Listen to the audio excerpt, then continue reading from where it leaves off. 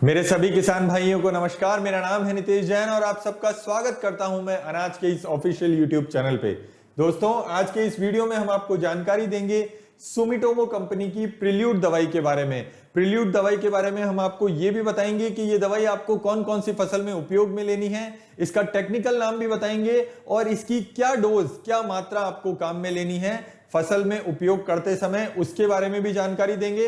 तमाम महत्वपूर्ण जानकारियां देंगे और साथ साथ में ये भी बताएंगे कि आपको दवाई करते समय किन किन बातों की सावधानियां रखनी है, इसके बारे में भी आपको इस वीडियो के माध्यम से जानकारी देंगे। तो दोस्तों, अगर अभी तक भी आपने वीडियो को लाइक नहीं किया है तो सबसे पहले वीडियो पे लाइक का बटन दबा दीजिए और हमारे साथ बने रहिए। आइए दोस्तों, शुरुआत करते हैं वीडियो की।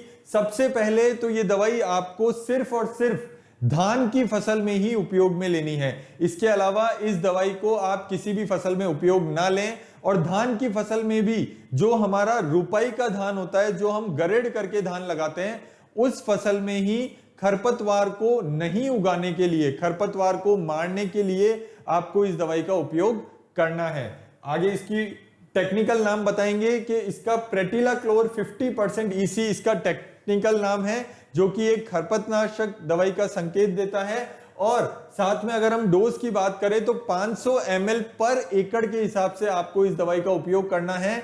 मतलब 1 लीटर दवाई 2 एकड़ के लिए पर्याप्त है। इस दवाई की विधि को बताने से पहले हम आपको ये बता दें कि इस दवाई का आपको स्प्रे नहीं करना है। आपको ये दवाई 4 तरीके से आप कर सकते हैं। सबसे पहले तो आप चाहें तो खाद में मिला के फेंक सकते हैं, आप चाहें तो रेत में मिला के फेंक सकते हैं, आप चाहें तो अन्य किसी कीटनाशक के साथ भी मिलाकर फेंक सकते हैं। और आप चाहें तो इस बॉटल के यहां पर ऊपर छेद करके और इसको बूंद बूंद के माध्यम से भी आप दवाई को फेंक सकते हैं, आप दवाई को कर सकते हैं। अगर महत्वपूर्ण जानकारियां दें तो दोस्तों, छोटी और चौड़ी पत्ती, दलदली घास, वार्षिक घास, सेज, जंगली घास, सांवा आदि तमाम तरह के जितने भी खरपतवार धान में मुख्य रूप से होते हैं, उन किसी को भी ये उगने ही नहीं देता है। आपको ये दवाई रुपाई के 0 से 72 घंटे के भीतर में ही करनी है, जब तक कि घास उगे ही नहीं। घास उगने से पहले ही आपको ये दवाई कर देनी है, ताकि किसी भी तरह का खरपतवार आपकी धान की फसल में नहीं उगेगा।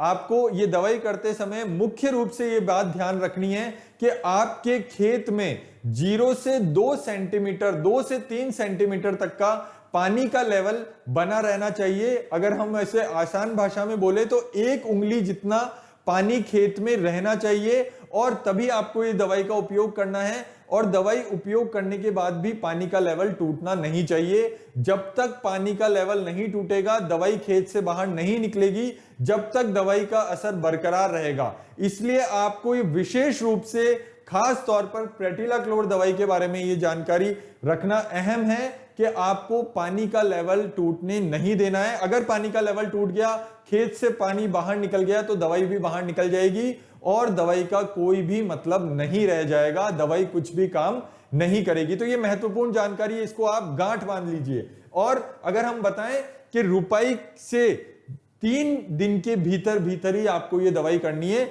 मेरा साफ कहना है कि कचरा उगने से पहले ही इस दवाई का उपयोग करना है। कचरा अगर उग जाता है तो उगे हुए कचरे को ये नहीं मारेगी। अगर कचरा नहीं उगा है, अगर खरपतवार नहीं उगा है, उसी खरपतवार को ये उगने ही नहीं देगी। इसका काम है काई जमा देना, और ये किसी भी कचरे को नहीं उगने देती है। मगर अगर कचरा उग गया, अगर आप दवाई में लेट हो गए, तो फिर इस दवाई की कोई गारंटी नहीं रहेगी। इस चीज को भी आप विशेष रूप से बल दीजिएगा, याद रखिएगा। अगर हम बात करें सावधानी की, तो दवाई आप कोई भी करें दोस्तों, सावधानी रखना बहुत जरूरी है। बच्चों को दवाई की पहुंच से दूर रखना है, और दवाई करने जब भी आप जाएं तो भूखे पेट नहीं जाना है, घर से खाना खाकर ही जाना है। हाथ में दस्ताने और मुंह पर मास्क जरूर लगाना है।